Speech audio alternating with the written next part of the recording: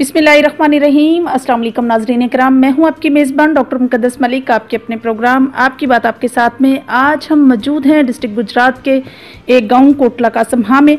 नाज़रीन इकराम, कोटला कासम खां की हिस्ट्री कुछ यूं है कि ये लेजेंडरी चौधरी कासम खां के नाम पर ये गाँव है। यहाँ के रहने वाले लोग बहुत हार्ड वर्कर हैं, बहुत ऑनेस्ट हैं और ये बहुत बड़ा गाँव है। आज हम आपकी मुलाकात एक ऐसी समाजी सियासी शख्सियत से करवाने जा रहे हैं जिनका हल्का अहबाब वसी पैमाने पर है। वो बचपन से ही उनका ख़ानदान सोशल वर्कर है। वो बहुत छोटे थे जब उनके फादर ग्रामी, अल्लाह पाक उनकी मग़फ़िरत फरमाए, उनकी डेथ हो गई थी और उनकी मदर ने माशाल्लाह से सोशल वर्किंग की मिसाल कायम कर दी। आज तक जो ना कर सका, उन्होंने अपने गाँव के रहने वाले लोगों को न सिर्फ ज़मीन दी बल्कि रहने के लिए घर दिया, जगह दी और ये भी कहा कि आप लोग रहें और ता क़यामत ये घर उन्हीं के लिए हैं। जी तो नाज़रीन इकराम, चूँकि ये इतने सोशल और समाजी वर्कर हैं माशाल्लाह से और इनका सियासी करियर आज हम उनसे पूछते हैं कि उन्होंने अपनी इब्तदा किस तरह से की। मेरी मुराद चौधरी शहजाद अब्दुल्ला साहब हैं जो कि सीनियर रहनुमा पाकिस्तान तहरीक इंसाफ हैं और नायब सदर इंसाफ वेलफेयर विंग डिस्ट्रिक्ट गुजरात हैं। अस्सलाम वालेकुम जी। अस्सलाम वालेकुम। आपका बहुत शुक्रिया मैडम कि आप लोग आए मेरे व्यूज़ लेने के लिए। फर्स्ट ऑफ ऑल तो मैं जीएम न्यूज़ के बारे में थोड़ा सा बात करूंगा क्योंकि काफ़ी व्यूअर्स भी हैं आपके। मैं भी बड़े शौक से आपकी न्यूज़ देखता हूं और माशाल्लाह बहुत प्रोग्रेस कर रहे हैं आप और अल्लाह ताला आपको मज़ीद जो है इसमें ऊपर से ऊपर लेके जाए। Thank you so much sir. कैसे मिजाज हैं सर आपके? जी अल्हम्दुलिल्लाह ठीक, बिल्कुल फर्स्ट क्लास। सही सर, बचपन से जवानी तक का आपका सफ़र कैसा गुजरा? बचपन से जवानी तक का सफ़र एक मूवी भी बन सकती है उस पर, लेकिन चले मैं आपको शॉर्ट बताता हूँ। पॉलिटिक्स और सोशल वेलफेयर जो है वो तो हमारे ब्लड में है। मेरे फादर चौधरी अब्दुल्ला खान मरहूम, अल्लाह उनको जन्नत नसीब करे, वो कोटला कासम खां यूनियन काउंसिल्स जब फर्स्ट टाइम जी बनी थी तो फर्स्ट चेयरमैन थे उनके यूनियन काउंसिल कोटला कासम खां की और अपनी जगह भी उन्होंने दी यूनियन काउंसिल के लिए और लोग अभी तक उनको याद करते हैं। फिर उसके बाद मेरी वालदा, उन्होंने भी उनके काम को आगे बढ़ाया और बहुत अच्छे तरीके से बहुत उन्होंने भी सोशल वेलफेयर किया माशाल्लाह। उसके बाद ज़ाहिर है अब फिर मेरी स्टेज आनी थी। अब वो दोनों अल्लाह को प्यारे हो चुके हैं, अल्लाह उनके दर्जात बुलंद फरमाए। तो मेरा भी वही पॉइंट ऑफ व्यू लेके आया हूँ, वही विजन है जो मेरे वालिदैन का भी था और ऊपर से फिर खुशकिस्मती कि हमें एक ऐसा लीडर मिल गया इमरान खान साहब की सूरत में कि जिनसे टोटली मेंटली हमारी हम आहंगी है, उनकी जो पॉलिसीज़ हैं, उनका जो विजन है और अब हम फील्ड में हैं। मैं कोटला कासम खां का पीटीआई का प्रेसिडेंट भी हूँ। अब मुझे मेरी पार्टी ने मज़ीद थोड़ी ज़िम्मेदारी दे दी है नायब सदर इंसाफ वेलफेयर विंग का और I try my level best. इंशाल्लाह ताला लोगों की उम्मीदों पे पूरा उतरेंगे। तो सर, आपने अपना बाकायदा जो सियासी करियर है इसका आगाज़ कब से किया और कब आपने पीटीआई ज्वाइन की? चूँकि आप बिजनेसमैन हैं और आपका तल्लक ओवरसीज़ थे, आप ओवरसीज़ थे तो आपने एकदम से पीटीआई ज्वाइन की और सियासत में आए, तो इसकी क्या वजह है? देखिए जी, प्रैक्टिकली अगर आप पूछें तो आप कह सकते हैं अबाउट 2010 प्रैक्टिकली, लेकिन मेंटली और दिली तौर पे मतलब आई एम बॉर्न पीटीआई क्योंकि खान साहब का मैं शुरू से फ़ैन भी हूँ उनकी गेम की वजह से। फिर उसके बाद उन्होंने जो सोशल वेलफेयर सोशल वर्क्स किए, हॉस्पिटल्स बनाए, यूनिवर्सिटीज़ बनाई, उनके दिल में एक दर्द है हमारी गरीब आवाम का जो कि मुझे पहले नज़र नहीं आया। पहले मुझे तो ये लगता है कि हम लोग सारे इंक्लूडिंग हम भी मफाद परस्त एक तबके से ताल्लुक़ रखते थे सारे, लेकिन खान साहब के विजन में एक चेंज नज़र आई है और जब से मुझे उस चीज़ की समझ आई है तो मैं पीटीआई मैंने ज्वाइन भी कर ली और अब मैं वर्क भी कर रहा हूँ। इंशाल्लाह आने वाला बल्दियाती इलेक्शन जो है वो कॉन्टेस्ट करूँगा मैं कोटला कासम खां यूनियन काउंसिल से और बाकी लोगों के लिए भाग दौड़ रहे हैं जितना मुमकिन है, बल्कि अपनी बसात से बढ़ के भी कोशिश करते हैं। फिर पीटीआई के हमारे एमएनए साहब सैयद फैजुल हसन शाह साहब, एक दरवेश सिफ्त इंसान, वो भी समझे एक रवायती पॉलिटिक्स से हट के पॉलिटिशियन है और उनका भी काफ़ी हमें सपोर्ट है। और इंशाल्लाह ताला हम पीटीआई के साथ रहते हुए जी जी हत्तल इम्कान जो भी हमसे हो सका करेंगे माशाल्लाह से। अच्छा, मुझे ये बताइए कि आप अपने बचपन से लेकर अब तक के तमाम टाइम पीरियड्स में आप पाकिस्तान का एक सच्चा लीडर किसे समझते हैं? मतलब ऐसा लीडर जिससे आपकी इंस्पिरेशन अटैच हो। ऑब्वियसली इंसान ज़िंदगी में किसी ना किसी से इंस्पायर होता है, तो आप बैसियत सीनियर रहनुमा आप किसको लीडर मानते हैं? देखिए जी, लीडर तो खैर काफ़ी आए, लेकिन वो नाम के ही लीडर कह सकते हैं उन्हें। कायद-ए-आज़म मोहम्मद अली जिन्ना के बाद अगर मेरी नज़र में, मेरी ओपिनियन में अगर कोई लीडर हमें पाकिस्तान को मिला है तो वो खान साहब हैं, इमरान खान साहब। और इंशाल्लाह ताला हम उनकी पॉलिसीज़ देख रहे हैं। मतलब उनको गरीब का दर्द है। ये इंसाफ प्रोग्राम, हेल्थ कार्ड्स और मतलब जवानों के लिए जो सूद के बगैर कर्जे हैं, मतलब ये ऐसी चीज़ें हैं कि ये हिस्ट्री में हमें नज़र नहीं आती हैं। पहले हमने हमेशा सोचा है मफाद परस्त जो तबका है उनका मफाद पूरा होता रहता था, लेकिन खान साहब जो है वो उस चीज़ से रवायती उस तरीके से हट के तो वो गरीबों के बारे में सोचते हैं। उनके दिल में गरीबों के लिए दर्द है। और बाकी चलें, अभी नेक्स्ट बात होगी तो मैं फिर बात करूँगा कि वो क्या करना चाहते हैं और कैसे होगा और हमें क्या करना चाहिए। अच्छा सर, मुझे ये बताइए कि तब्दीली और एहतसाब के नाम पर माशाल्लाह से पीटीआई जो है वो फील्ड में उतरी है, और नो डाउट बहुत लोगों का एहतसाब हुआ भी है और समझ लें कि बड़ा चेंज आया है। लेकिन आपकी क्या राय है, जिस तरह से आवाम की एक्सपेक्टेशन थी या जिस तरह से पीपल्स की एक्सपेक्टेशन थी और स्पेशली यूथ की एक्सपेक्टेशन थी, वैसा कंप्लीट हुआ है? उसमें दो तीन चीज़ें हैं। जी जी। अगर तो कोई डिक्टेटर होता तो वो तो फिर ठीक है, डंडे के जोर पे सब कुछ करवा लेता है, लेकिन डेमोक्रेसी में फिर कानून है, लॉ है, उसमें काफ़ी सारे फिर चीज़ें आ जाती हैं। मतलब खान साहब ने तो अपना पूरी कोशिश की ना। आज से पहले तारीख में ये कहीं नज़र नहीं आता जी एहतसाब। और एहतसाब उन लोगों का कि मतलब जो प्राइम मिनिस्टर्स और प्रेसिडेंट्स रह चुके हैं, पहले तो वो एक दूसरे को ओब्लाइज कर लेते थे, ठीक है जी मैं तन्नू कोई नहीं कहना, तू मन्नू कोई नहीं कहना। लेकिन खान साहब क्योंकि ज़रा हट के हैं, और मैं तो हैरान हूँ अपनी आवाम पे भी कि मतलब हम लोग क्यों नहीं ये सोचते कि आज जिस स्टेज पे हमारा मुल्क है उसकी वजह क्या है। 70 साल में चले, 70 साल नहीं तो 35 साल, 25 साल, 20 साल तो इन पार्टीज ने, पहले वालों ने, इन्होंने गवर्न किया हुआ है जी, हुकूमतें की हुई हैं। तो अगर उन 70 साल में ये थोड़ा थोड़ा करके भी इस मुल्क के लिए कुछ करते तो आज कोटला कासम खान में भी एक फ्री डिस्पेंसरी होती, हॉस्पिटल होता, हमारे डोर स्टेप्स पे हमें इंसाफ मिलता, हमारी एजुकेशन का लेवल एक होता। अब ये जितना भी ये सारा सिस्टम को ठीक करने का वो था, वो सारा खान साहब पे अब डल चुका है। अगर पहलों ने थोड़ा भी किया होता तो खान साहब के लिए इतनी मुश्किल नहीं है। अब देखें, अब एक घर जो होता है ना, उस घर को भी मैनेज करना, और फिर अगर उस घर से एक सरप्लस चला जाए, दूसरा आए, तो मतलब वो चीज़ों को सेट करते हुए टाइम लगता है। और ये तो पाकिस्तान है, और फिर ऐसा पाकिस्तान है कि हमारा माइंडसेट ऐसा बना दिया गया है कि हम करप्शन करने को, अपना कमीशन लेने को हम हक समझने लग गए हैं कि ये हमारा हक है। तो जब ऐसी स्टेज आ जाए ना जी, तो फिर थोड़ा मुश्किल होता है चीज़ों को चेंज करना। लेकिन वो अकेला बंदा सारी माफियाज के खिलाफ लड़ रहा है इस वक्त, अकेला बंदा। और मैं तो कहता हूँ उसको सलूट करना चाहिए कि ऐसा बंदा भी है अभी जिसने हर एक चीज़ को अपने खिलाफ कर लिया है, सिर्फ गरीबों के दर्द की वजह से। और इंशाल्लाह ताला आप देखेंगे, और ये जो कहते हैं ना कि जी ये 6 महीने और ये वो, अल्लाह ताला ने खान साहब से काम लेना है इंशाल्लाह ताला, और इस मुल्क के लिए, और इस मुल्क ने आने वाले वक्तों में एक सुपर पावर बनना है। हमारी फॉरेन पॉलिसी देख लें आप, हमारी फॉरेन पॉलिसी, हम टेररिस्ट, डिक्लेयर्ड टेररिस्ट थे ना, दहशतगर्द थे हम। हमारे प्राइम मिनिस्टरों की एयरपोर्टों पर जो है वो जाते हुए जामा तलाशी हो रही है और ये हो रहा है वो हो रहा है। खान साहब ने एक तो हमारी फॉरेन पॉलिसी में हमारा इमेज चेंज किया है। अभी खान साहब अमेरिका में उनके कोर हार्ड में बैठ के उनकी पॉलिसीज़ को क्रिटिसाइज भी करते हैं। फिर हमारी चाइना के साथ देखें, हमने इंडिया को अभी पूरी दुनिया में, खैर इंडिया के अपने एक्शंस ही ऐसे हैं कि वो खुद ही गंदा होता है, लेकिन हमारी पॉलिसी उस हिसाब से भी अच्छी चल रही है। लोग हमारे मौक़िफ़ को एक्सेप्ट करते जा रहे हैं, और इंशाल्लाह ताला फॉरेन पॉलिसी है। फिर मुझे तो नज़र आता है, लोगों को अगर नज़र नहीं आता, काफ़ी सारी चीज़ों में काफ़ी चेंजेस हैं।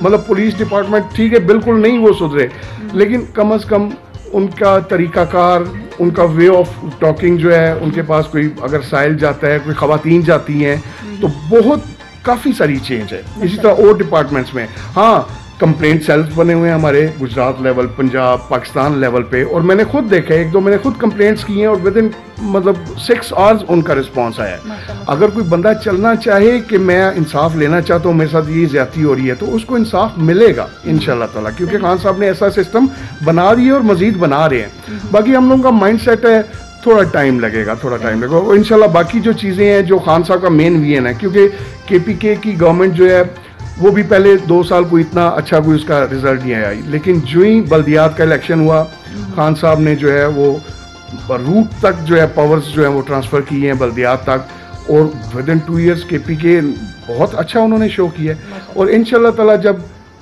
पूरे पाकिस्तान में बल्दियात का सिस्टम एक्टिव होगा, और खान साहब का मिशन ही है कि मतलब बिल्कुल ग्रॉस रूट लेवल पे जो है ना लोगों को पावर्स दी जाएं, ताकि हर बंदा, अब जिस तरह ये विलेज काउंसिल्स का खान साहब ने एक सिस्टम दिया है, जी बिल्कुल। तो विलेज काउंसिल का मतलब है कि एक विलेज है, उसमें जो काउंसिल होगी उसमें जितने बंदे इलेक्ट होंगे वो ज़ाहिर है सारे एक पार्टी से भी नहीं होंगे, तो उसमें जो है फिर फंड्स भी पंजाब गवर्नमेंट डायरेक्ट आपको देगी, यानी कि मतलब आपको इधर उधर दौड़ना नहीं पड़ेगा, पैसे नहीं देने पड़ेंगे फंड निकलवाने के लिए, आपकी कौंसल का फंड आपकी कौंसल में आएगा, और फिर गांव वाले लोग आपसे पूछेंगे, हाँ जी ये इस काम का क्या हुआ, ये हमारी गली का क्या हुआ, ये हमारी बिजली का मसला है, ये वो, तो आप उनको जवाब दोगे और आपके पास फंड्स भी होंगे, फिर उनका बाकायदा उनका प्रॉपर जो है वो ऑडिट होगा, उसका वो एक एक पैसे का हिसाब लिया जाएगा, और ये चीज़ें सिस्टम को चेंज करती हैं, और इंशाल्लाह ताला जो ही ये चीज़ें स्टेप बाय स्टेप आएंगी, विल सी कि पाकिस्तान जो है ना वो इंशाल्लाह बहुत प्रोग्रेस करेगा। मुझे बहुत, मैं ना उम्मीद नहीं हूँ ना पाकिस्तान से और ना खान साहब से।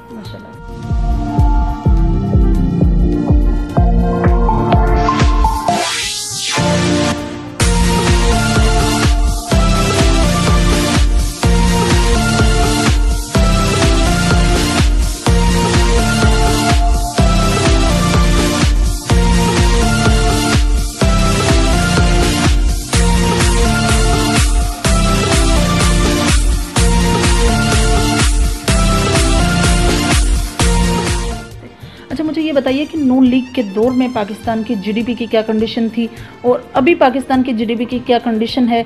गो के नो डाउट इसमें यह है कि मतलब इस वक्त कोरोना जैसी वबाई बीमारी भी है जिसने पूरी दुनिया को लपेट में लिया हुआ है, पाकिस्तान भी उसी का हिस्सा है, और इससे हमारी GDP बहुत कमज़ोर भी हो चुकी है, हद से ज़्यादा लॉस हो चुका है। तो आपको क्या लगता है वैसे ओवरऑल अगर देखा जाए तो GDP में कुछ फ़र्क पड़ा? लेकिन ये जो GDP और इस तरह की ये टेक्निकल चीज़ें हैं ना, इनके पीछे फिर एक बड़ी लंबी हिस्ट्री होती है ना जी। मतलब ये GDP हमारा इतने लो लेवल पे आया क्यों? सबसे पहली बात तो ये है, मतलब इसका मतलब है कि जो पहली पॉलिसीज थी पहली गवर्नमेंट्स की, वो इस तरह नहीं थी कि हमारे GDP को ऊपर लेके जाते, स्ट्रॉन्ग करते। तो अब खान साहब ने, अब ये कोरोना के होते हुए, यानी कि खान साहब का देखें, खान साहब का स्मार्ट लॉकडाउन वाला जो फैसला था, जिसको इतना क्रिटिसाइज किया मीडिया में, अपोजिशन ने, सब ने, वो क्रिटिसाइज क्यों कर रहे थे? इसलिए कि वो या मैं, हम लोग तो, हमें अगर एक साल भी घर में बैठ के खाना पड़े तो हम खा सकते हैं, लेकिन खान साहब की सोच ही गरीब लोगों की तरफ है ना। वो कहते थे कि ये जो डेली वेजेस वाले बंदे हैं यार, जिन्होंने रोजाना काम करके अपने घर बच्चों को लाके खिलाना है, इनका क्या बनेगा? क्या हमारी गवर्नमेंट इतनी अमीर है कि वो इन सब की वो सारी ज़रूरियात पूरी कर सके? जैसा ऑस्ट्रेलिया में अब ये हो रहा था कि मतलब वो जितने लोग घर बैठे हुए थे उनको $500 ऑस्ट्रेलियन जो है पर वीक गवर्नमेंट दे रही थी, लेकिन क्या हमारा मुल्क या हमारा खजाना या हमारा वो इस काबिल था कि हम ये चीज़ कर सकते? और वो क्यों नहीं था? फिर बात आ जाके वही आ जाती है कि जो पहली पॉलिसीज हैं हमारी, जो है ना, कोरोना को जिस तरह खान साहब ने डील किया है, अभी भी तकरीबन आप दुनिया से अगर स्विट्ज़रलैंड, नॉर्वे वगैरह को छोड़ दें, बाकी मुल्कों से आप अगर कंपैरिजन करें तो जितना इकोनॉमी का फॉल डाउन बाकी मुल्कों में हुआ है, हमारे मुल्क में उतना नहीं हुआ। ठीक है, वैसे तो हम कहते हैं, हम तो इस तरह कहते हैं कि जैसे शायद पहले खान साहब से पहले दूध की नहरें बह रही थी। मैं तो देख रहा हूँ कि खान साहब से पहले जो सिस्टम थे इसी तरह लोग पिछे हुए थे। अब तो लोग थोड़ा सा फिर लोगों की सुनी जाती है कम से कम। खान साहब ने लोगों को प्रोटेस्ट करना सिखा दिया, बोलना सिखा दिया, अपने हकूक के लिए बोलना सिखा दिया। अब जब हम बोलते हैं अब ये अपोजिशन, पहले किसी की जरूरत होती थी कोई प्राइम मिनिस्टर के खिलाफ, MNA MPA, आप अपने चेयरमैन के खिलाफ नहीं बात कर सकते थे। खान साहब ने लोगों को वो विजन दिया है कि आप अपने हक के लिए बोलो, आपने जिसको क्रिटिसाइज करना है करो, और वो सुनते हैं, सारा क्रिटिसिज्म सुनते हैं और उनका दिल दुखता भी है। क्योंकि हम फिर वही बात है, वफाद परस्तुल्लाह, देखिए अगर उन्होंने मतलब ताजरों पे वो सिस्टम किया कि या जखीरा अंदोजी जो है वो नहीं करनी चाहिए, डिस्ट्रीब्यूशन ऑफ वेल्थ होना, ठीक है, मतलब जिस पे भी उन्होंने वो किया है वो लोग सड़कों पे आ गए, ठीक है। अभी ये जो ऑयल का मसला हुआ है, देखिए उन्होंने बंद कर दिया। अब खान साहब किस तरह 5-6 लाख पेट्रोल पंपों को और बंदों को रातों रात बंद कर दें, सील कर दें, फिर भी तो पेट्रोल नहीं ना मिलेगा। तो मतलब पहले ये था कि पहले हुकूमतें जो है वो इन माफियाज के साथ मिली होती थी और वो मिलजुल के जी तुसी भी खाओ तेसी खाइए सिस्टम चला लेते थे।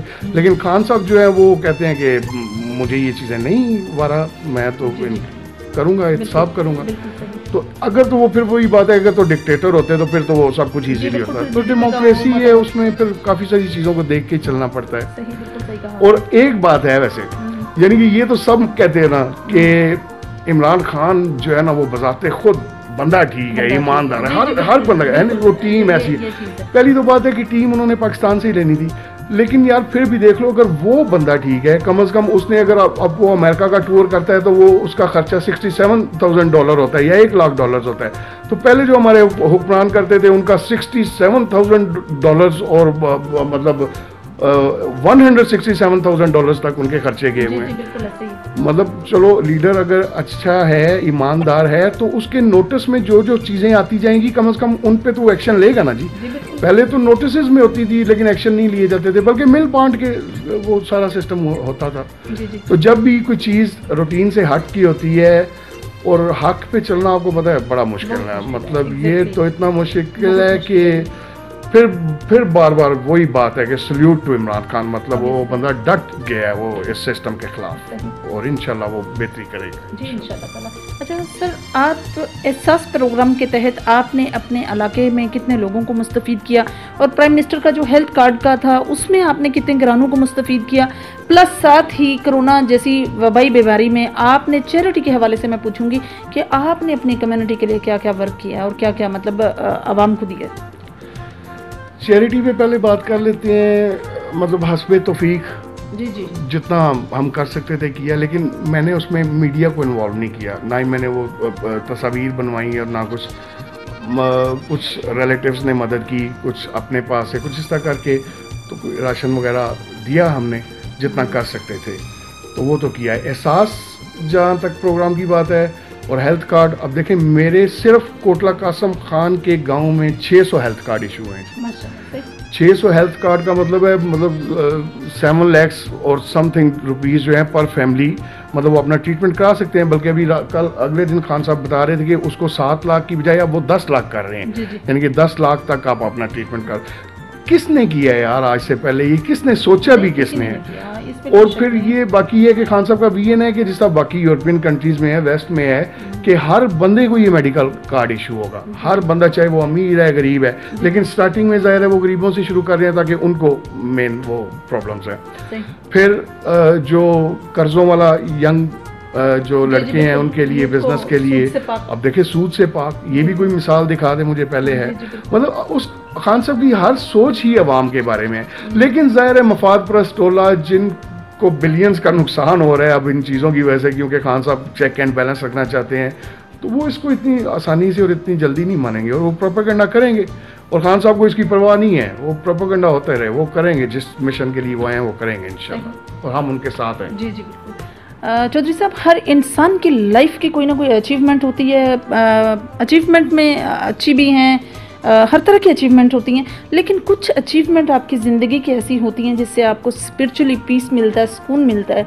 तो सर आपकी कौन सी ऐसी स्पेसिफिक अचीवमेंट हैं जिससे आपको पीस मिलता है, वो हमारे साथ शेयर कीजिए आप।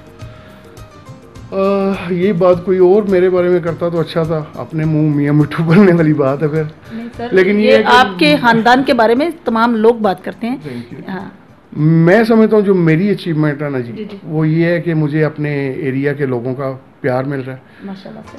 वो कहते हैं कि मतलब मेरा अखलाक अच्छा है लोगों के बकौल, और सबसे इससे भी बड़ी अचीवमेंट ये है कि कोई बंदा ये साबित नहीं कर सकता कि मैंने किसी के साथ कोई ज़्यादती की हो। हालांकि चलो इख्तियार भी हैं, पावर्स भी हैं, हम जैसी फैमिलीज़ के होते रहते हैं सिस्टम इस तरह के, लेकिन अल्हम्दुलिल्लाह इस तरह का कोई इशू नहीं है कि कोई बंदा कहे कि इन्होंने ज़्यादती की, इन्होंने हमारे ये कर दिया वो कर दिया। और दूसरी बात, एक और भी मेरा मिशन है कि जो बंदा हक पे है, चाहे वो कमज़ोर है चाहे वो तगड़ा है, जिस तरह भी है, उसका साथ देना है हमने जो हक पे है। और ये आप मेरे गांव के लोगों से भी पूछ सकते हैं कि इस तरह के आए हैं वाक़यात कई सारे जिनमें माड़े बंदे को मज़ीद जो है वो दबाया जाता है, लेकिन मैं उनके साथ चला हूँ और आइंदा भी चलूँगा, और अल्लाह ताला मुझे हिम्मत और तौफीक दे।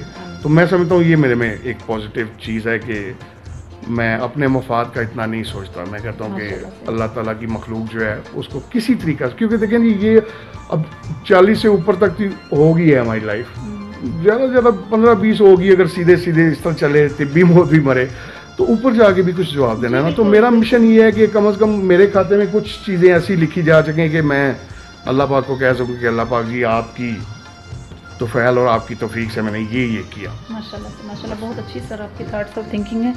स्पोर्ट्स को आपने अपने इलाके में इम्प्रूवमेंट दी है, और आपको पता है स्पोर्ट्स हमारी ज़िंदगी का जो है मतवाजन रोल है, और मैं समझती हूँ कि इससे ये वो एक्टिविटी है जिससे माइंड और बॉडी दोनों बैलेंस में रहती हैं। तो आपने अपने इलाके में, अपनी कम्युनिटी में, अपनी यूसी में इसको फ़रोग दिया? मैं बेसिकली ख़ुद भी स्पोर्ट्समैन रहा हूँ जी। मतलब मैंने कोई गेम नहीं छोड़ी, और अल्हम्दुलिल्लाह उस लेवल पे की है कि हमेशा की हर गेम में कैप्टन ही रहा हूँ। और मेरे गांव में बहुत ज़्यादा टैलेंट है, ख़ास करके क्रिकेट का, क्योंकि मैं जानता हूँ। अभी हमारा एक और विंग भी बना है स्पोर्ट्स एंड कल्चर के नाम से, जिस तरह हमारा ये इंसाफ का वेलफेयर विंग है ना जी, इस तरह एक स्पोर्ट्स एंड कल्चर का विंग भी बना है मरकज़ लेवल पर पंजाब और फिर डिस्ट्रिक्ट लेवल पे इस पर ना। तो उनके साथ भी हमारी मुशावरत शुरू है, और मेरे गांव के भी और मेरे इलाके के भी 3-4 ऐसे बंदे हैं कि जो डिज़र्व करते हैं कि उनको स्पोर्ट्स एंड कल्चर विंग में उनकी शमूलियत की जाए, क्योंकि वो इंटरेस्ट भी रखते हैं। बाकी टूर्नामेंट्स होते रहते हैं, मेरे दोस्त यार भी कराते रहते हैं, बल्कि अभी कल भी एक टूर्नामेंट है, उसमें भी मुझे उन्होंने बुलाया हुआ है। इधर गाँव में भी होते रहते हैं। ग्राउंड्स का बड़ा मसला है, वो भी इंशाल्लाह किसी स्टेज पे जब हमें इख्तियारात मिलेंगे तो हम ग्राउंड का कोई मसला हल करेंगे। अभी तो हम कॉलेज का ही ग्राउंड यूज़ करते हैं, उसमें भी काफ़ी फिर डिफ़िकल्टीज आती हैं। ज़ाहिर है कॉलेज वालों के अपने काफ़ी सारे मसरूफियात होती हैं, लेकिन थैंक्स टू प्रिंसिपल साहब कि जब भी कोई टूर्नामेंट हो तो उनसे रिक्वेस्ट करते हैं तो वो हमें इजाज़त दे देते हैं कि ठीक है। और स्पोर्ट्स जी बिल्कुल, मैं स्पोर्ट्स का जो है ना बहुत ज़्यादा, मतलब मैं खुद रह चुका हूँ स्पोर्ट्समैन, जितना भी हो सका मेरे से मैं करूँगा स्पोर्ट्स के लिए। बल्दियाती इलेक्शन में सर आप किस लेवल पे इलेक्शन कंटेस्ट करना चाहते हैं? बल्दियाती इलेक्शन में अब तो सिस्टम भी चेंज हो रहा है, अब तो वो यूनियन कौंसिल नहीं कम हो रहा है, ये वो तो विलेज कौंसिल है, कॉर्पोरेशन है। तो हमारा क्योंकि विलेज कौंसिल्स में ही वो आएगा। अब हमारा गांव इस एरिए का तकरीबन सबसे बड़ा गांव है, तो मेरा ख्याल है ये बजाते खुद एक विलेज कौंसिल बन जाएगा, इसको शायद साथ कोई और गाँव अटैच ना करना पड़े। तो इंशाल्लाह ताला बल्दियाती इलेक्शन लड़ेंगे जी, लाजमी लड़ेंगे। बाकी फिर यही है कि वो जिसके वोट ज़्यादा हुए वो सरपंच बन जाएगा, बाकी उसके साथ काम करेंगे। अगर हम दूसरे तीसरे नंबर पे आए तो उनके साथ काम करेंगे, अगर हम बन गए तो उनको साथ लेके चलेंगे, और इंशाल्लाह इलेक्शन हम कॉन्टेस्ट करेंगे। और उम्मीद है मेरे गांव के लोग जितना प्यार करते हैं मुझे, वो मुझे कामयाब करेंगे इंशाल्लाह ताला। ना भी हुए तो हम उनके लिए हाजिर है, हम काम करेंगे। मुझे हलफ तो आपके खानदानी रवायत समझ लें। अच्छा, मुझे ये बताइए कि आप अपने ही हलके की आवाम के लिए क्या मैसेज कन्वे करना पसंद करेंगे? अपने हलके की आवाम के लिए मैं ये मैसेज कन्वे करना चाहता हूँ कि थोड़ा सा सब्र से काम लें। और जितना 70 साल आप पहले सफ़र किया है आप लोगों ने, तो 1-1.5 साल और मज़ीद बर्दाश्त कर लें। कम से कम खान साहब का ये वाला टेन्योर देख लें, जहाँ पे इतना बर्दाश्त किया है ये टेन्योर देख लें खान साहब का ना। और इंशाल्लाह ताला पॉजिटिविटी ही पॉजिटिविटी है, क्योंकि खान साहब अगर हैं तो पॉजिटिविटी है, और खान साहब बिल्कुल वो करेंगे। और मैं अपनी आवाम से, अपने हलके के और अपने गांव के लोगों से भी यही कहना चाहता हूँ कि एक तो ये है कि एक दूसरे से प्यार मोहब्बत, इखलाक बड़ा ज़रूरी है। किसी के काम आ सकते हैं तो काम आए, रास्ते में कांटे ना बिछाएं, और जो है सब नीयत अच्छी कर लेना एक दूसरे के लिए, तब भी अल्लाह ताला हमारे पे करम कर देगा। बेशक, क्यों नहीं। जी तो नाज़रीन इकराम, ये थी चौधरी शहजाद अब्दुल्ला की गुफ्तगू जो आप लोगों ने सुनी और बहुत अच्छा एलेबोरेशन दिया उन्होंने अपनी कम्युनिटी के बारे में, अपने आवाम के बारे में। उन्होंने बहुत अच्छा मैसेज कन्वे किया कि जितना हो सके सब्र करें, जहां आपने इतना बर्दाश्त किया थोड़ा सा और बर्दाश्त करें। और प्राइम मिनिस्टर साहब को भी देखें कि ये किस तरह से पॉजिटिविटी के साथ वर्क करते हैं, तो ऑब्वियसली हमें देखना भी चाहिए। तो इंशाल्लाह मेरी मुलाकात होगी फिर आपके साथ किसी नए प्रोग्राम में, तब तक के लिए इजाज़त चाहती हूँ। अल्लाह हाफिज़।